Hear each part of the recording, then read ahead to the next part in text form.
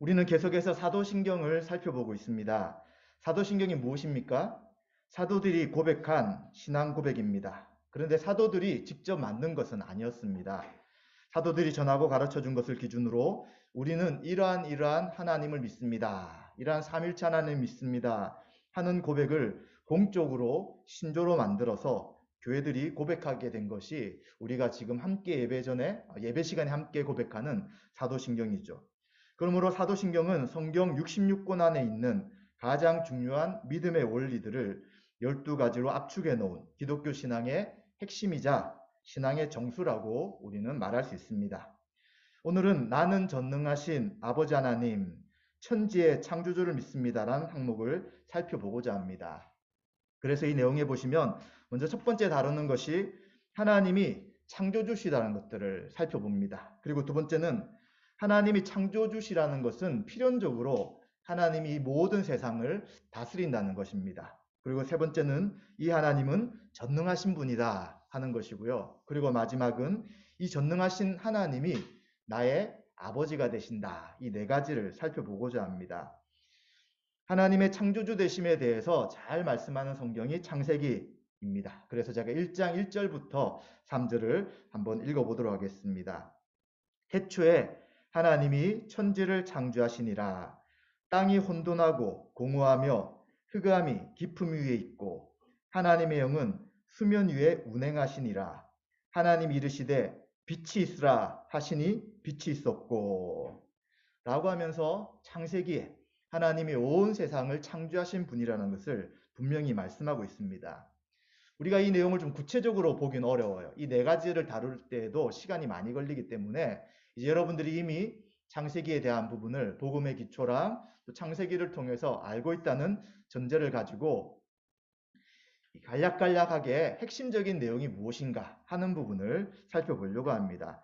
먼저 이 창조의 가장 중요한 특징은 아무것도 없는 것에서 창조하셨다는 것입니다.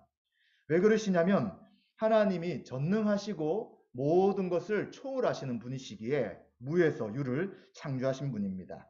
그리고 하나님은 시간과 공간 등 존재하는 모든 것의 시작이신 하나님입니다. 여러분들이 철학이나 또 이런 과학에 관심이 많으신 분들은 도대체 시간이 뭐냐? 인류의 기원이 어떻게 되느냐? 빛은 어떻게 생겼느냐? 우주는 왜 팽창하는가? 이 수많은 질문들을 하고 있죠. 창세기에는 바로 이 모든 것의 질문을 답하는 것이 바로 하나님이 이 모든 것을 창조하셨다라고 이야기하는 거예요. 그리고 사람들은 이제 이성과 과학적인 발견과 지식으로 그 지금 만들어진 세상이 어떻게 구성되는지를 하나씩 살펴보고 있지만, 그러나 아직도 우주의 신비나 인체의 신비나 지구가 어떻게 이렇게 됐는지 정확한 답변은 하기 어려운 것입니다. 그러나 하나님은 시간과 공간, 존재하는 모든 것을 하나님이 창조하셨다라고 말씀하는 것이죠. 이러한 창조의 특징을 보게 되면 질서를 주시고요, 충만케 하시고요, 그리고 빛을 만드신 분이라는 것들을 우린 창세기 1장부터 쭉 살펴볼 때 하나님이 6일간 모든 것을 창조하신 것을 통해서 분명히 알게 되는 것입니다. 공허했던 세상에 하나님이 채우셨고요, 또 흑암이 있었던 곳에 빛을 만드셨고요, 혼돈되었던 것을 구분하시고요, 또 깊이 있던 것을 드러내시면서 하나님이 창조를 행하실 때에 성경은 뭐라고 이야기하시냐면 보시기에 좋았다라고 이야기하는 거죠. 이 모든 피조 세계에 대해 하나님이 완벽하게 창조하셨다라고 이야기합니다. 그럼 이러한 창조를 어떻게 하셨느냐? 도대체 어떤 방식으로 하셨느냐라고 했을 때 성경은 말씀을 하셨다고 이야기합니다. 말씀하심에 되었더라. 말씀하심에 되었더라 라고 하면서 이 말씀의 능력으로 하나님이 모든 세상을 만드셨다고 이야기하는 것이죠. 그럼 이런 하나님이 도대체 왜 세상을 창조하셨을까? 창조하신 뜻을 성경에서는 하나님 나라다라고 이야기하는 거예요. 하나님은 하나님 나라를 꿈꾸시며 사람과 모든 만물을 창조하셨습니다. 하나님 나라는 하나님의 통치가 있는 것이죠. 그래서 하나님이 주권적으로 다스린다는 것이고요.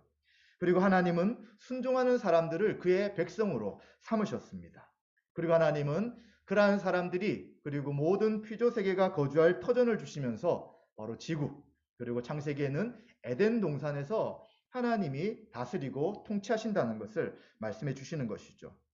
하나님이 이 하나님 나라를 통치하실 때 어떤 방식으로 다스리냐면 그의 백성들에게 복을 주시는 거예요.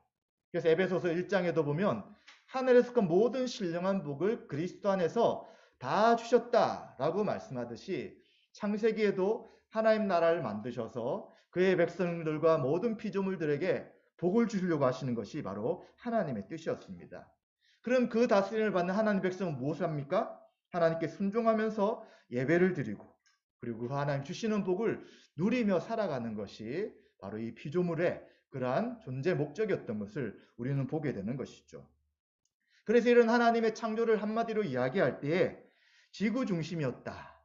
마지막 날에 인간을 창조하심을 통하여 인간이 살 수 있는 하나님의 그 창조물 가운데 하나님과 직접적으로 교제하고 하나님께 예배드릴 수 있는 인간을 중심으로 만드셨고요.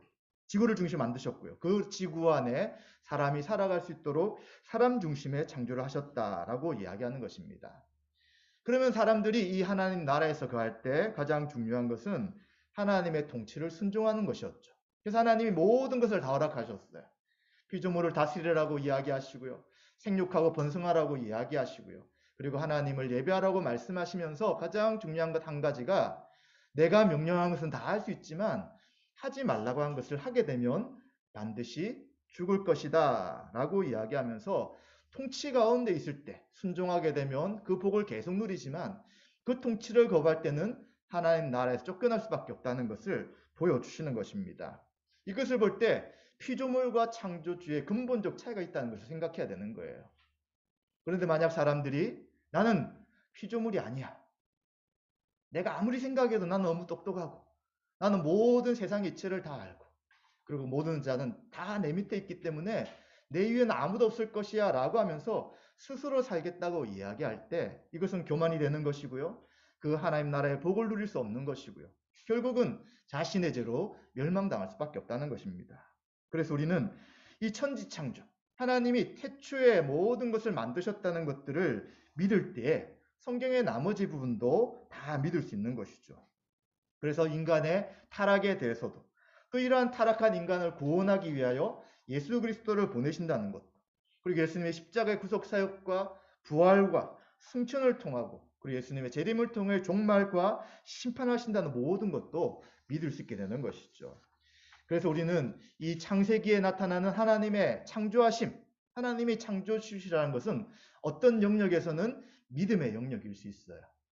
아무리 과학적으로 모든 것들이 판단되고 결정나더라도 이 믿음이라는 은혜가 없다면 하나님의 창조주심이 부인되고요. 하나님의 창조주심이 부인된다면 성경의 나머지 모든 것들을 다 믿을 수 없게 되는 것이죠. 그래서 우리는 이제 빅뱅이라는 것을 통해서 우주가 팽창한다는 것을 발견했잖아요. 그리고 그 이유가 무엇이었냐? 태초에 빛이 있었다. 태초라고 표현 안 하죠. 아주 가장 핵심은 빛이라고 이야기합니다. 어떤 에너지원이라고 이야기해요. 이 빛이 폭발하면서 계속해서 우주가 확장되어 나가고 그리고 행성들이 만들어진다라고 이야기하는데 이 과학적 발견으로서 그러면 태초에 있었던 처음 있던 이 에너지는 뭐냐라고 할 때 답할 수가 없는 거예요. 정직한 과학자들은 이것은 조물주가 한 것이다. 우리가 믿는 하나님이라고 말은 안 할지라도 조물주가 한 것이다. 설명할 수 없다라고 이야기하는 것이죠. 그래서 아무리 과학적인 지식이 발전되어서 모든 것을 다 설명하고 해석한다고 할지라도 하나님이 창조주시고 모든 세상을 만드셨다는 것에 대해서는 믿음의 영역이고 그리고 이 믿음은 그리스도의 예수의 말씀을 들을 때에 이것이 확실케 되는 것입니다. 그래서 우리는 하나님이 창조주시다. 어떻게 믿을 수 있느냐? 하나님의 은혜가 필요하고요. 그리고 계속해서 말씀을 들을 때 겸손하게. 우리가 우주의 모든 신비를 알 수 없는 것처럼 하나님의 모든 존재에 대해서 또 성경의 모든 내용을 우리가 다 알지 못한다면 이러한 말씀을 들을 때 하나님이 천지를 창조하셨다는 말씀을 들을 때 그럴 수도 있을 것이다 하는 가능성을 열어두고 말씀을 듣는다면 하나님 반드시 우리에게 은혜를 주시고 믿음을 주셔서 야 정말 하나님이 창조주시라는 것을 확신할 때가 있을 것입니다. 따라서 우리는 이러한 하나님이 창조주시라는 것은 하나님이 세상을 창조하실 뿐만 아니라 이 세상을 다스리는 분이시기에 이제 하나님의 이 창조 세계는 질서 있게 움직이는 것이고요. 하나님의 계획에 따라 움직인다는 것을 생각해야 되는 것이죠. 그래서 우리는 하나님과 어떤 일을 하고 있냐면 바로 이 세상을 다스리고 통치하고 그리고 하나님의 복이 이 땅에 누려지는 것에 대해서 소망하며 살아가야 되는 것이고요. 그리고 하나님이 창조하셨다는 것을 생각할 때 하나님이 뜻을 가지고 모든 역사를 움직여 나가신다는 것과 하나님이 타락한 이 세상을 구원하시기 원하시는 분이라는 것도 우리는 기억해야 되는 것이죠. 하나님의 백성이 되는 구원의 본질을 바로 이해해야 되고요. 그 통치를 기뻐하며 순종하며 살아가는 것이 하나님이 세상을 창조하신 분이다 하는 것을 바르게 알고 믿는 자의 모습이고요. 그리고 우리가 그것을 알고 이 시간 사도신경을 고백하는 것입니다. 그리고 두 번째로 우리가 생각해 볼 것은 창조자 하나님이 세상을 만드신 다음에 손을 놓고 계신 분이 아니라는 거예요. 창조한 세상을 다스리는 분이다 라고 이야기합니다. 그래서 하나님이 세상을 창조하신 후에 다스리고 계시다 하는 표현을 조금 어렵지만 섭리라고 이야기합니다. 우리가 교회를 오래 다니신 분은 하나님의 섭리다, 섭리가 어떻다 이런 말 많이 쓰죠. 그래서 뭐 조개의 일종인가? 뭐 이렇게 생각하시는 분이 있을 수 있는데 섭리는 무엇이냐면 하나님은 지으신 모든 것들을 존재하고 유지되도록 하시며 그것들의 모든 활동의 원인이 되시고 그렇게 활동하도록 지시하시며 하나님의 목적을 이루도록 인도하심으로 창조된 모든 것들과 지속적으로 관계하신다. 이것이 섭리의 뜻입니다. 따라서 하나님은 창조하신 그 전능하신 능력으로 영원토록 섭리하시는 거예요. 하나님이 창조주시기 때문에 이 하나님의 섭리는 영원토록 지속된다는 것도 기억해야 되는 것이죠. 그렇다면 하나님의 섭리 대상은 무엇이냐? 사소한 것에서부터 심판까지 모든 것이라고 이야기할 수 있습니다. 그래서 예수님께서 뭐라고 하십니까? 하나님은 우리의 뭐까지 계산하신다고요? 네, 머리카락의 개수까지 다 아시는 분이 하나님이시라고 이야기하고요. 그리고 하늘에 있는 새가 떨어지는 것도 하나님의 섭리 가운데 있다는 것을 이야기해 주고 있는 것입니다. 그런데 하나님이 창조하셨지만 하나님이 창조하신 세상을 내버려 두셨어. 섭리를 믿지 않는 사람들을 뭐라고 이야기하냐면 이신론이다 라고 이야기합니다. 이것도 조금 어려운 표현이죠. 좀 쉽게 이야기하면 예전에 보시면 태엽시계라는 게 있었어요. 지금은 이제 다 전자시계죠. 그런데 이 태엽이 감아지면 그 태엽의 힘으로 돌아가는 거예요. 한 번만 태엽을 감아주면 나머지는 계속 도는 거죠. 이처럼 하나님이 창조는 인정해. 그러나 세상은 우연히 자동으로 돌아가는 것이야. 이렇게 생각하는 사람들을 이신론자다라고 이야기하죠. 그러나 하나님은 지금도 우리를 다스리고 역사를 주관하시는 분임을 성경은 이야기하고 있습니다. 그리고 또 하나님과 이 섭리를 분리시키지 않는 사람들이 있어요. 하나님이 전능하셔서 다스린다고 이야기하잖아요. 그런데 하나님을 쏙 빼놓고 만물 자체가 신이야. 만물이 스스로 움직이는 거야 라고 이야기하는 사람들을 뭐라고 하냐면 범신론이다 라고 말합니다. 세상에 있는 모든 존재를 신으로 보는 거죠. 사람도 결국 신이고 나무도 신이고 모든 피조물이 신이다 라고 하면서 그것을 신격화시키는 사람들이 범신론, 그러한 이야기를 하고 있는 것입니다. 그러나 우리는 그렇게 생각하지 않는 거죠. 하나님이 창조하셨다면 하나님은 지금도 계속해서 통치하고 다스리는 분이다 라고 이야기하는 거예요. 그래서 이러한 하나님의 섭리가 두 가지로 나타나는데 하나는 보존하시는 거죠. 모든 피조물을 붙드시는 것입니다. 왜 지금도 지구가 그리고 모든 행성이 질서 있게 움직이느냐? 또 왜 지구가 돌고 자전하고 공전하느냐? 이 모든 것들이 하나님의 붙드심이다라고 이야기하는 거죠. 우리가 살아가고 행동하고 일어나는 모든 일들 가운데 하나님의 붙드심이 있다는 것을 보존하신다라고 말합니다. 그리고 또 이 섭리를 통치다라고 이야기하죠. 영원 전부터 가지신 목적을 향하여 다스리고 계신다라고 이야기하는 거예요. 우연히 모든 것들이 그냥 흘러가는 게 아니에요. 우연이 아니라 하나님 목적과 계획이 있어서 영원부터 시작해서 목적을 향해 가고 있다라고 말하는 것이 바로 섭리의 두 가지 중에 하나인 통치다라고 이야기하는 것입니다. 그럼 하나님께서 섭리하고 다스리실 때 항상 기적만 이루시느냐? 그렇지 않다는 거예요. 신약 성경에 보시면 수많은 기적, 구약에도 마찬가지지만 하나님이 이 질서를 뛰어넘어서 하나님의 살아계심을 보이시는 역사들이 참 많이 있었습니다. 그럼 우리는 항상 하나님이 섭리하고 다스리면 기적만 믿어야 되느냐? 그게 아닌 거죠. 하나님은 일반적인 원인과 결과를 통한 관계들을 사용하시는 거예요. 그래서 우리 신자들이 일상의 삶을 살아가야 되는 것이고요. 신자이지만 여전히 우리의 삶 가운데 이 땅에 살아가야 할 삶이 있다는 것을 생각해야 되고요. 신자가 매일매일 기적만 기대할 것이 아니라 지금 하루하루 살아가는 모든 삶이 하나님의 섭리 가운데 있다는 것을 우리는 기억해야 되는 것입니다. 이런 하나님께서 가장 강력하게 섭리하시는 곳이 어디냐 할 때 바로 교회라고 우리는 생각해야 되는 것입니다. 그래서 교회를 다스린다, 교회를 보존하고 통치하신다 할 때 바로 교회를 특별한 섭리를 가지고 행하신다고 우리는 생각해야 합니다. 이번에 우리가 고린도전서를 통하여 수련회를 함께 참여하였습니다. 그래서 이 수련회 가운데 하나님의 창조와 구원의 목적 가운데 최종적으로 드러난 것이 무엇이냐 했을 때 바로 교회다라고 이야기를 하였습니다. 왜요?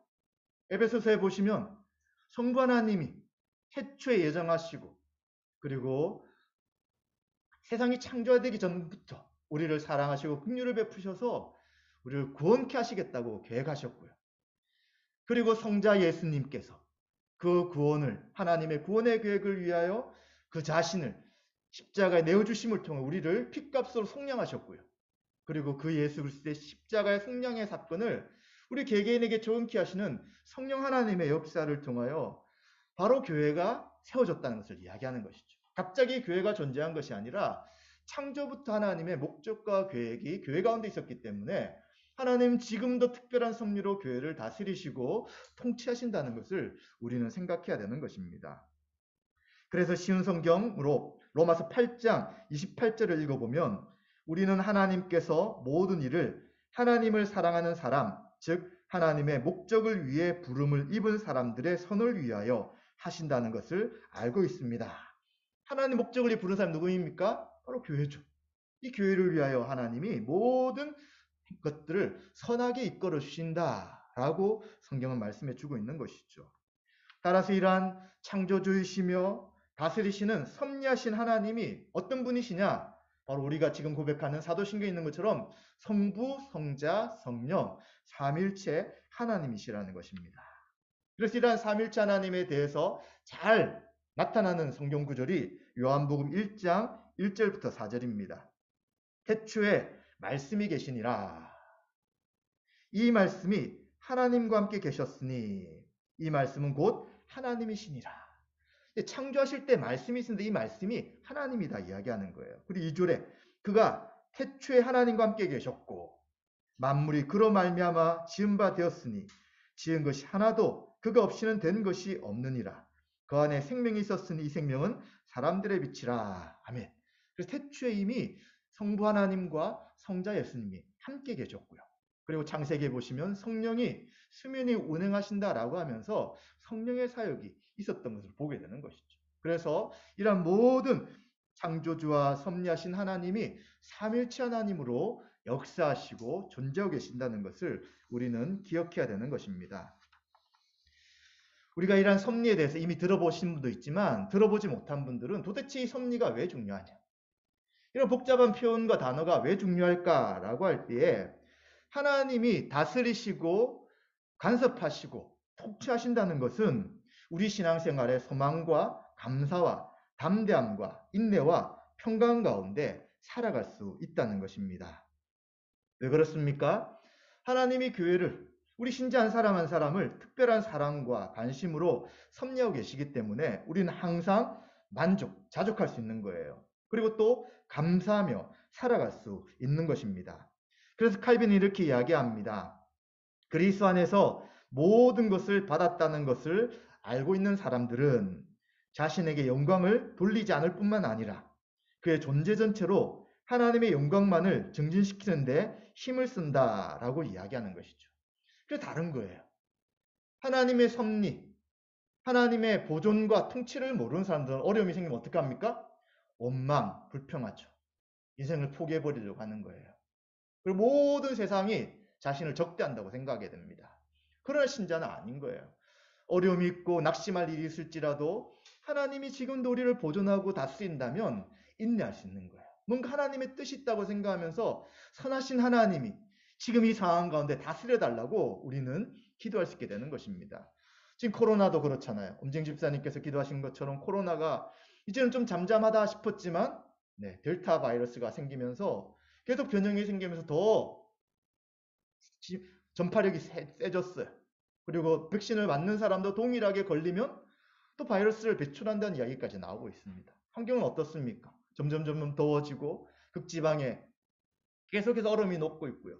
그리고 오존층이 파괴되면서 이제 직사광선을 쬐면 우리도 금방 피부에 얼음이 생기는 일이 생깁니다. 그것뿐만 아니죠.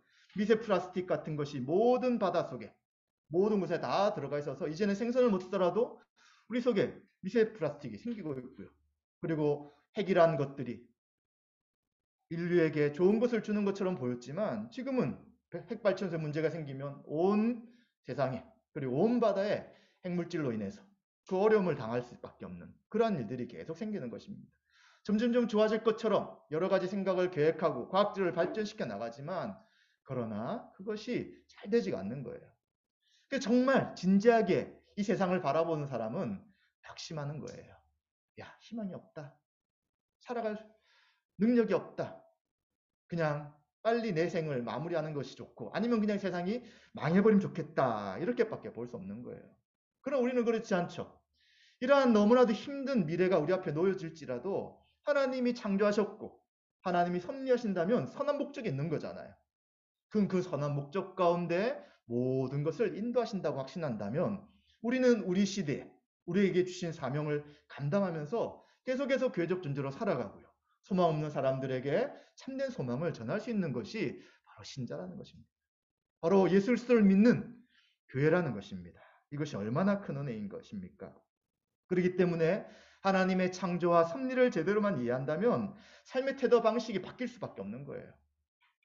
부정적인 사람이 하나님을 바라보며 희망을 가지게 되는 것이고요. 불평과 원망을 하는 사람들이 감사하게 되고요. 삶에서 조금만 어려우면 하나님이 안 계신가? 세상은 왜 이래? 이렇게 하면서 나를 도와준 사람이 없다고 생각하다가 야, 아니야. 그래도 하나님이 함께 하시지. 하나님의 뜻이 있지. 내가 살아갈 목적이 있지라고 하면서 힘을 얻게 되는 것이죠. 그래서 우리의 모든 삶에 주님을 의지하면서 주님을 위해 살아가는 것이 바로 이 섭리를 제대로 아는 자의 모습인 것입니다. 야고보서 4장 15절에는 너희가 도리어 말하기를 주의 뜻이면 우리가 살기도 하고 이것이나 저것을 하리라 할 것이거늘 라는 말씀처럼 모든 것이 주의 뜻이라면 사나 죽으나 다 유익한 것이에요. 그래서 우리는 일상적인 평범한 삶을 살아갈 때도 하나님의 다스림과 섭리하심을 믿고 살아가기 때문에 어떤 일이 생길 때 그래 우연이지 라고 말하지 않는 거예요.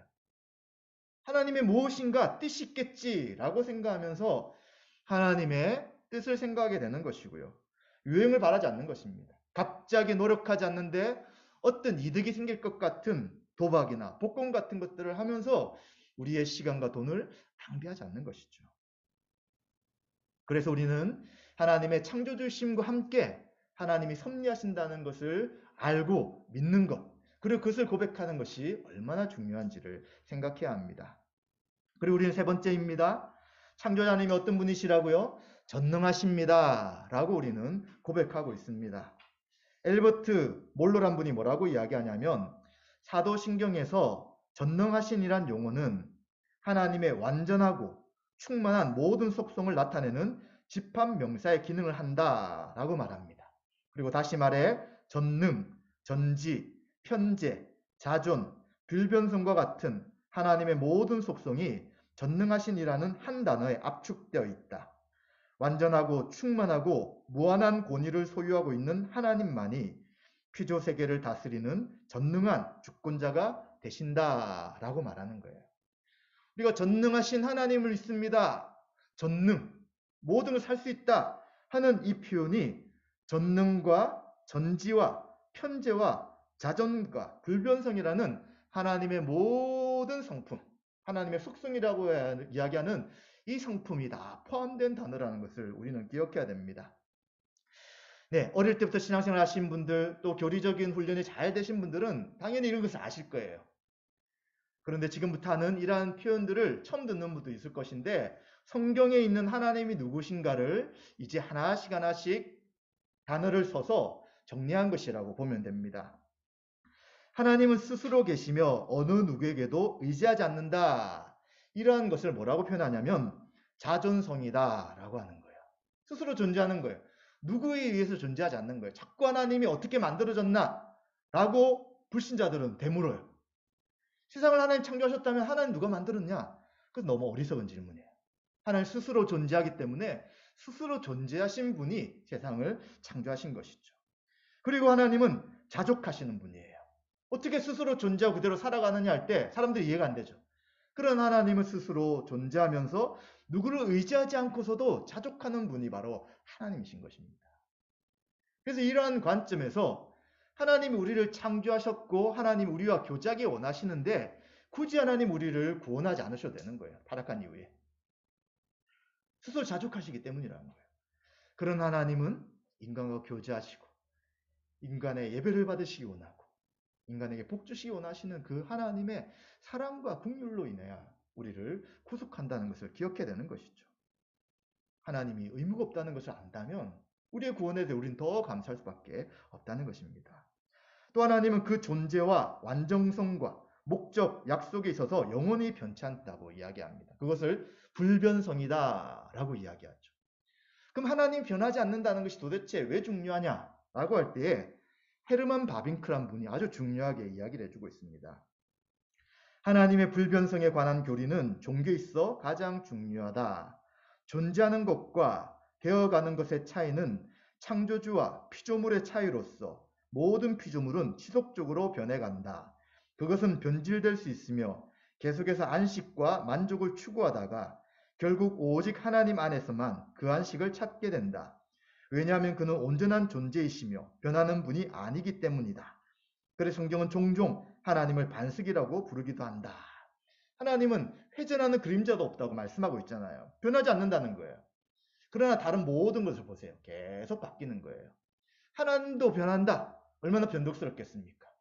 처음은 이랬다가 나중은 이랬다가 자꾸자꾸 달라진다면 어떻게 그분을 우리가 창조주라고 우리의 절대적인 신이라고 말할 수 있겠습니까? 그렇기 때문에 변하지 않는 하나님에 대해서 바르게 안다는 것은 너무나도 중요한 것이죠. 그래서 성경도 마찬가지예요. 이 변하지 않는 하나님이 성경을 우리에게 주셨기 때문에 성경이 어떻게 됩니까? 1.1획도 빠뜨리거나 더할 수 없다는 것입니다. 그래서 모든 말씀은 연결되고요. 그리고 이 모든 말씀은 다 성취된다는 것을 우리는 그 하나님의 성품인 불변성을 통해서 분명히 알 수 있게 되는 것이죠. 또한 하나님은 시간과 공간에 있어서도 무한하시며 제한이 없으시고 그 창조하신 만물과는 구별되지만 온 우주에 충만하신 분이에요. 그래서 이러한 하나님의 속성에 대해 뭐라고 이야기하냐면 편재하신다, 편재성이다 라고 이야기하죠. 이 편재성을 오해한 사람들이 처음에 말씀드린 것처럼 만물이 다 신이다 라고 이야기하는 그러한 사람들, 범신론을 주장하게 되는 거죠. 나도 신이고 우주도 신이고 뭐도 신이고 뭐도 신이고 자기보다 조금 더 크다는 것을 신이라고 이야기하는 거예요. 그래서 이런 사람들의 표현이 뭐냐면 자연에 비해 인간은 아주 사소한 존재다 이렇게 이야기하는 거예요. 이게 보면 좀 겸손한 표현처럼 보이지만 하나님을 창조주로 믿지 않는 거예요.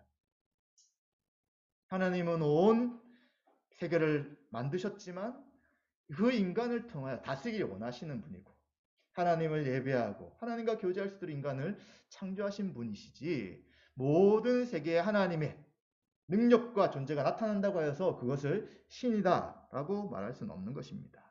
그래서 하나님은 어느 곳에나 편재하신 분이다라고 말씀할 수 있고요.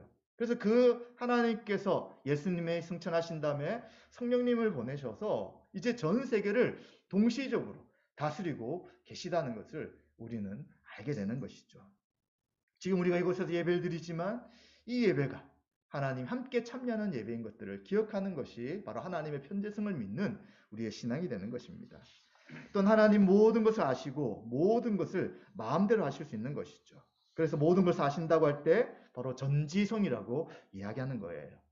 그래서 신약에 보시면 예수님께서 사람의 마음을 다 아신다고 이야기해요. 그리고 사람들이 정말 날카롭게 예수님 공격하기 위하여 함정에 빠뜨린 질문을 하세요. 근데 그것을 다 간파하시고 그것을 극복해 나가시고 도리어 그들을 곤란케 하시죠. 그리고 그 사람의 상태, 영적인 상황, 이 모든 것들을 아시면서 그 모든 것을 판단하시는 그 능력이 바로 전지성이라는 것입니다. 그리고 이러한 전지하신 하나님은 모든 것을 마음대로 하실 수 있다는 것을 우리는 알게 되는 것이죠. 그래서 마이크로프트는 이러한 전지성과 전능성에 대해서 하나님은 미래를 아실 뿐 아니라 미래를 다스리신다. 하나님의 전지와 전능은 완전히 조화를 이룬다. 실제로 하나님 미래를 속속들이 아시는 것은 발생하는 모든 것을 하나님이 정하시기 때문이다. 실제로 하나님은 단지 피조물의 미래 행동을 수동적으로 인지하는 관찰자가 아니라 역사를 능동적으로 만들어가는 건축가이시다 하는 것을 우리는 알게 되는 것이죠. 그래서 이런 하나님을 알 때 미래가 왜 이렇게 됩니까? 라고 탄식하는 사람들 어떻게 합니까? 말씀을 통해 미래에 대한 하나님 뜻이 무엇인지를 분명히 알아야 되는 거예요. 내가 원하는 것처럼 잘 되는 게 하나님 뜻이 아닌 거예요. 세상이 자꾸 좋아지게 바뀌는 게 하나님 뜻이 아닌 거예요. 세상은 계속해 낙해간다고 성경은 이야기합니다. 무엇과 무엇이 아닙니까? 빛과 어둠이 구분되는 거예요. 예수 그리스도를 믿고 하나님의 은혜로 그를 고백한 자들, 이 교회는 계속해서 빛으로 존재하고 나가는 거예요. 주님 오실 때까지. 그러나 그 빛이신 주님을 거부하고 교회적 존재로 살아가기 싫어한 자들은 어둠 가운데 있는 것이죠. 이 어둠이 빛으로 되어서 같이 빛이 되면 너무 좋겠죠. 그래서 성경은 뭐라고 이야기하냐면 악한 자들은 계속해서 악을 행한다고 이야기하는 거예요. 바뀌지가 않는 거예요. 그래서 세상이 좋아질 것이다, 개선될 것이다, 나의 참여로 뭔가 바뀔 것이다 하는 기대도 하지만 한편으로는 빛과 어둠은 그대로 갈 수 있겠구나. 언제 결정된다고요?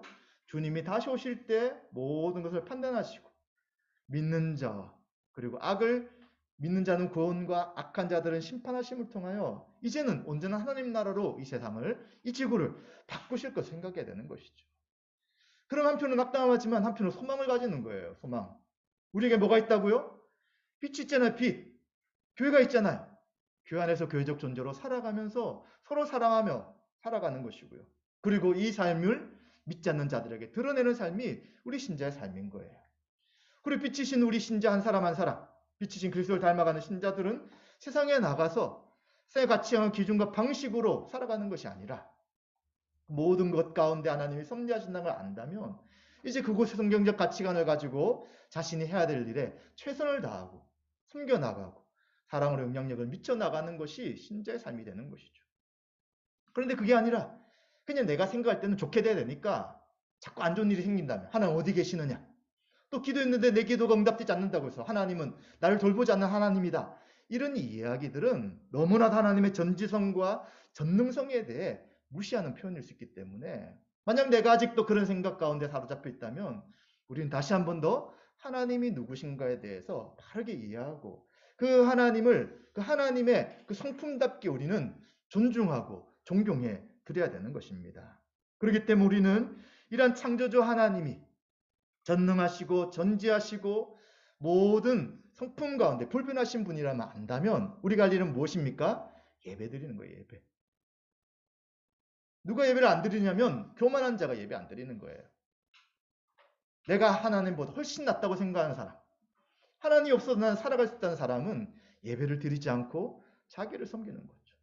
그리고 자기가 만든 어떤 대상을 우상으로 섬기게 되는 것이기 때문에 우리는 이러한 하나님의 성품을 바르게 알고 그 하나님을 즐거워하며 삼일체 하나님께 경배하며 예배하는 것이 하나님의 전능하심을 아는 자의 삶인 것을 우리는 기억해야 되는 것입니다.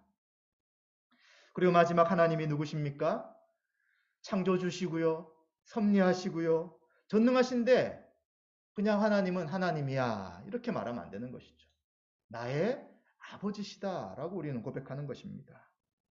나의 아버지라고 할 때 이 표현이 굉장히 의미심장한 표현이에요. 왜냐하면 전능하시다는 건 사람이 따라갈 수 없는 거잖아요. 근본적 차이가 있잖아요. 그래서 이 신이라고 할 때 하나님은 초월적인 분이에요. 초월적. 인간이 아무리 탐구하고 바라보고 알고자 해도 알 수가 없는 존재가 하나님이시죠. 근데 이 초월적 하나님을 내가 아버지라 부른다는 것은 이 초월적 하나님이 내재적 하나님이라는 것을 동시에 이야기하는 것입니다. 그래서 초월적이라는 표현은 이 세상을 창조하시고 심판하시는 이 세상 밖에 계시는 전능자 하나님이라는 거예요. 우리와 같은 차원에 계시는 분이 아니라 우리 차원을 뛰어넘는 분이라는 거예요. 세상 밖에 계시는 분이에요. 그런데 내재적이라고 이야기할 때 하나님은 이 세상을 사랑하시어 다스리시며 죄인을 구원하기 위해 이 세상에 오시는 분이라는 거예요. 놀랍죠? 그 전능하신 분, 우리와 차원이 다른 차원이 다른 분인데 그분이 우리 차원에 오셔서 우리를 구원하기 위해 이 세상에 오셨다는 것을 이야기하는 것입니다. 이 사람의 생각으로는 이 두 가지가 함께 공존하는 것이 잘 이해가 안 되지만 복음이 무엇이냐면 하나님이 죄인을 구원하시기 위해 성자 하나님, 곧 아들 그리스도를 이 세상에 보내셨다. 이 복음 안에 이 초월성과 내재성이 다 포함되어 있는 것입니다. 초월하신 하나님이어야 우리를 구원하실 능력이 있죠. 우리 같은 존재라면 어떻게 우리를 구원하시겠습니까? 그런데 또 내재하신 하나님이어야 이 세상에 들어오시어 구원하시는 거예요. 그래서 이러한 초월성과 내재성 때문에 이제 우리는 구원에 대해 설명할 때 이제 사람이 어떤 개미처럼 돼야지만 개미에게 말한다 이런 예도 들고 그런 표현을 써서 이 초월성과 내재성을 그동안 설명했던 것을 우리는 기억해야 되는 것입니다. 이러한 초월적이고 내재적이신 하나님이 우리의 아버지가 되신다는 거예요. 이것이 무엇입니까? 이게 복음이죠. 다른 모든 종교를 보면 초월한 신이라고 이야기할 때 그 초월한 신은 인간 세계에 간섭하지 않는 거예요. 그리고 또 내재적이라 할 때는 이 초월이 없어요. 그러나 성경에서 이야기하신 하나님은 초월하신 분이시지만 내재하시는 분으로서 이 땅에 그리스도를 보내시고 이제 우리를 구원하신 그 놀라운 하나님이 되신다는 것입니다. 그래서 이것을 성경은 복음이다, 은혜다라고 이야기하고요. 이제 우리를 구원하셔서 우리를 한 사람 한 사람을 자녀로 삼으셨기 때문에 우리는 그 하나님을 뭐라고 부릅니까? 나의 아버지라고 고백할 수 있는 것입니다. 따라서 하나님은 우리의 아버지로서 자녀인 우리를 사랑하시고 돌보신다는 것이 이해가 되는 것이죠. 앞에 이야기했던 창조주시고 섭리하시고 전능하시다 이런 것들이 나의 아버지가 아니면 사실 다 소용이 없는 이야기들이에요. 그냥 그렇게 하셨지. 나와 무슨 관계가 있지? 라고 하다가 이제 나의 아버지가 되시니까 하나님이 창조하신 분이시구나. 지금도 다스리는 섭리하시는 분이구나. 지금도 전능하셔서 이 모든 일들을 행하시는 분이구나 라는 것들을 우리가 분명히 확신한다면 그 하나님에 대해 그분이 나의 아버지시다면 그것에다 얼마나 큰 신뢰를 우리가 할 수 있겠습니까? 이 땅에 존재하면서 우리에게 모든 것을 주셨던 부모님들이 존재하심을 통하여 그 부모님의 은혜로 우리가 하루를 살았잖아요. 어려움도 있었지만 그 부모님 우리에게 베푸신 것이 얼마나 큽니까? 그래서 하나님께 은혜 받았다 이런 표현도 쓰지만 부모님의 은혜가 크다 이런 표현도 쓰는 거잖아요. 그래서 우리는 그 하나님이 우리 아버지가 되신다는 것이 얼마나 큰 위로와 위안이 되는지를 우리는 생각해야 되는 것입니다. 또한 하나님 우리에게 아버지가 되셔서 자녀인 우리에게 무엇을 주십니까? 그 하나님 나라를 우리에게 상속으로 주시는 거예요. 상속. 그리고 다 부러워하잖아요. 대기업의 자녀가 되는 것에 대해. 그런데 삼성전자, 이 삼성그룹의 그 대를 이어갈 그런 후손이 아니라 모든 세상을 창조하신 하나님의 자녀라는 것은 하나님 나라를 우리에게 상속케 하시기에 우리는 다른 어떤 것을 부러워할 것이 아니라 하나님을 아버지라 부를 수 있고 하나님이 우리를 자녀로 삼으신 것에 대해 우리는 감사하고 기뻐해야 되는 것을 알게 되는 것입니다. 우리는 원래는 자녀가 아니었잖아요. 그런데 그리스도를 통하여 하나님의 아들로 입양되어서 이제 양자가 되었습니다. 그런데 양자로서 어떤 권세가 없느냐? 그것이 아니라 아들과 동일한 권세를 씌워서 우리를 그리스도와 같은 존재로 보시고요. 영원한 하나님의 권세 아래 아들의 권세를 누리는 것이 바로 신자이고요. 교회라고 분명히 성경은 이야기해 주는 것입니다. 하나님과 독생자인 예수 그리스도와의 사랑 넘치는 영원한 부자관계가 바로 하나님 아버지와 우리의 관계의 원형이 되는 거죠. 그래서 예수님이 하나님과 늘 교제하면서 기도하시죠. 그리고 하나님은 내 사랑하는 아들이다. 너희들은 그의 말을 들으라 라고 하시면서 이 삼일체 하나님, 특별히 성부 하나님과 성자 예수님의 사랑의 관계처럼 우리도 하나님과 이러한 사랑의 관계 가운데 계속해서 존재하며 살아간다는 것을 이야기해 주는 것입니다. 그렇다면 우리가 하나님의 자녀라면 우리는 어떤 자로 살아가는 것입니까?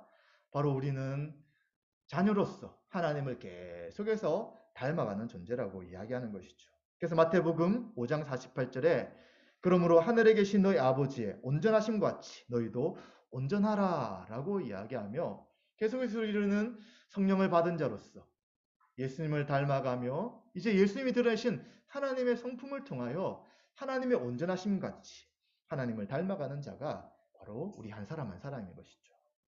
그리고 고린도전서 본문을 이제 수련회 때 설교를 들으면 사랑장에 대한 설교를 또 듣게 되었습니다. 이 사랑은 결국 누구의 성품입니까? 하나님의 성품이잖아요. 우리에게 원래 사랑이 없잖아요. 내가 그 13장의 말씀처럼 신천하려고 할 때 다 낙담하게 되는 거예요. 근데 놀랍게도 우리가 예수 그리스도를 믿게 되고 성령님 우리 가운데 임재하셔서 이제 우리가 없던 이 사랑이 우리 가운데 있게 되고요. 이제는 그 사랑을 행할 수 있도록 우리를 변화시켜 주셨기 때문에 사랑하지 못하는 존재로 낙심할 뿐만 아니라 우리 가운데 사랑을 주셔서 그 사랑을 행할 수 있는 자가 되었기에 이제 교회 안에서 서로 사랑하며 살아갈 수 있게 되었다 하는 것입니다. 그래서 우리 안에 이 사랑의 성품들이 있는지를 생각해야 되는 것이죠. 하나님과 교제하며 그 사랑을 한다면 방언이나 천사의 말이나 다 울리는 꽹과리라고 이야기하잖아요. 자기 몸을 불사르게 내어줄지라 사랑이 없으면 아무 소용이 없다고 이야기하잖아요. 사랑은 오래 참는다, 온유하다, 자비하다, 악한 걸 생각하지 않는다. 이런 수많은 사랑의 특성들을 이야기하는 거잖아요. 그래서 우리가 우리 자신을 살필 때 정말 내가 하나님의 자녀고 하나님의 사랑을 안다면 나에게 이런 사랑이 계속해서 생기고 자라가고 더 풍성해지고 나의 모든 행동에 이 사랑이 근거한지를 우리는 살펴봐야 되는 것입니다. 그래서 우리는 종교적인 활동은 늘 익숙하기 때문에 할 수 있어요. 저도 여기 서서 설교하는 거는 이제 몇십 년 했기 때문에 익숙하고 있어요. 또 우리들이 예배 드리는 것도 익숙하잖아요. 사람을 대하는 것도 익숙하잖아요. 그러나 그 모습 가운데 하나님의 사랑으로 나타나지 않는다면 성경 뭐라고 하냐면 그것이 소용없을 수 있다 라고 우리에게 경고해 주시는 것이죠. 그래서 우리는 계속해서 하나님의 사랑이 우리 가운데 나타나 이제 그 하나님의 사랑을 통하여 매일매일 온전하심으로 온전케 되는지를 생각하며 그 하나님을 닮아가는지를 매일매일 우리는 점검해야 되는 것입니다. 따라서 우리는 초월하신 하나님이 내재하셔서 우리 가운데 함께 하시는 것에 대해 감사하고 하나님을 찬양해야 합니다. 우리를 구원하기 이 세상에 오신 그 자체가 바로 은혜인 거죠. 초월하신 분이 내재하실 필요가 없는 거예요. 그러나 유일하신 하나님이신 예수님이 인간의 몸을 이 땅에 오셔서 내재하심을 통하여 하나님 누구신지를 보여주신 것이 얼마나 큰 은혜입니까? 그래서 이러한 창조주 하나님이 우리를 구원하시기 위하여 초월하셔서 이 땅에 우리를 위해 오셨다는 것을 생각한다면 우리는 더 감사하며 찬양해야 되는 것입니다. 또 우리는 이 시대에 계속해서 사랑의 하나님만 강조하는 특성을 보게 됩니다. 성탄절도 항상 예수님이 우리를 사랑하시 이 땅에 오셨어요 이야기해요. 가디지라 하나님의 사랑이시다 이야기해요. 그런데 뭐가 또 빠진 거예요? 공의도 있는 거예요. 하나님의 사랑은 공의와 함께 움직입니다. 그래서 공의로운 하나님에 대해서 우리가 자꾸 잊어버리면 하나님을 함부로 대하게 되는 거예요. 지금 하나님의 특성 성품에 대해서 여러분들이 쭉 들으셨잖아요. 그 하나님의 성품을 생각하지 않고 우리가 마음대로 행동하고 우리가 마음대로 하나님을 예배했다면 이것은 하나님을 경솔하게 대하고 만홀히 여겼던 그런 행동이 되는 것입니다. 따라서 우리는 하나님의 전능하시고 천지를 만드신 하나님 아버지라고 이야기할 때는 사랑의 하나님만 말할 것이 아니라 이 공의의 하나님도 같이 포함시켜서 하나님을 생각하고 섬겨야 되는 것이고요. 그리고 사람이 만들어낸 모든 잘못된 왜곡된 것들은 성경은 뭐라고 하냐면 우상이다 라고 말하기 때문에 우리는 우상을 섬기는 것이 아니라 참된 하나님을 섬겨야 되고요. 그리고 그 참된 하나님 누구신지를 계속해서 알아갈 때 이 예배와 그 하나님에 대한 섬김이 온전해질 수 있다는 것을 생각해야 되는 것입니다. 따라서 우리는 사도신경에서 전능하사 천지를 만드신 하나님 아버지를 내가 믿습니다 라고 고백할 때는 이 모든 하나님의 성품과 속성을 다 포함시켜서 고백한다는 것을 분명히 알고 이제 우리의 하는 그 고백 속에 이러한 하나님의 성품이 다 녹아져 있어야 되고요.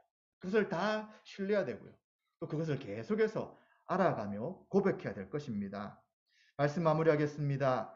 우리는 오늘 나는 전능하신 아버지 하나님, 천지의 창조주를 믿습니다란 고백이 무엇인지를 살펴보았습니다.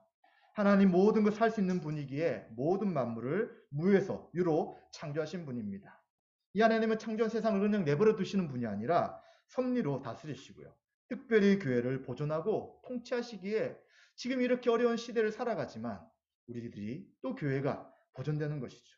놀라운 것은 전능하신 창조주 하나님이 나의 아버지가 되신다는 것입니다.